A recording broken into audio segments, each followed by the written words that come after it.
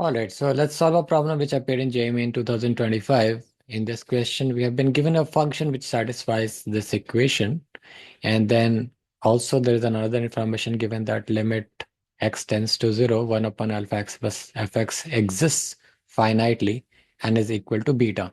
Then we are supposed to find the value of alpha minus 2 beta. Okay, so in such questions, like this is where my question is starting, where an alpha and beta are given, and I'm supposed to find alpha and beta. So I have to find the limit of this. To find the limit of this, I need to find out the function here, right?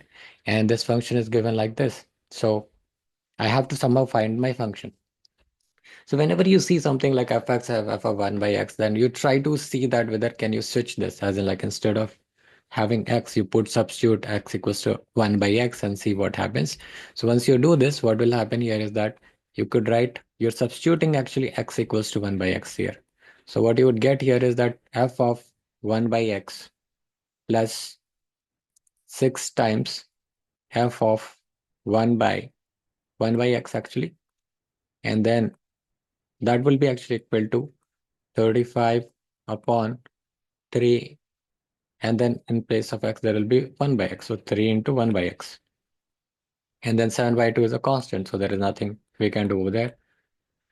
And so this will become f of 1 by x, and then this will become 6 times fx, and then what you got here is 35x by 3 and minus 7 by 2. So So now you see that there are two, sort of equations which are forming. One is this equation which you got, and another is this equation which is like this fx plus 6 times f of 1 by x. And then this is actually equal to 35 upon 3x minus 7 by 2. So if I want to get my fx, I would want to eliminate this f of 1 by x. So for doing that, what I do is I just multiply this with 6 and subtract it. So I multiply this with 6 and subtract. Then what would happen? This thing will become 6 into 6, which is 36, and minus 1. So I'm just subtracting, right? And this will be this. So 6 into 6 is 36 minus 1, which is 35 times fx. And then this, of course, gets cancelled out. And then what I get here is 35 into 6 times x. So 35 into 6, which will be 210, right? So 210x by 3. And then here I could multiply and get minus 42 by 2, I guess. And then what I get here is that minus 35 upon 3x.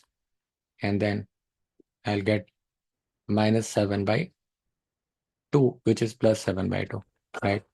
So here what I get, there will be 35 here, and then this will also become 35 by 2. So I think we can take 35 common from here, and this will become 35 fx. And if you take 35 common, then this will become 6x by 3, and then this will become minus 40 by 42, and 7 will be minus 35. So this will become minus 1 by 2, and then this will become minus 1 by 3x. So 35 gets cancelled. So I got my fx here, which is actually equal to 2x minus half minus 1 by 3x. Now what is given to us is that limit of this thing, x tends to 0, and 1 upon alpha x plus 2x minus half minus 1 by 3x. That is gonna be having a finite limit. So as you can see over here, if this thing remains in the denominator x, then this will not get a finite result, right?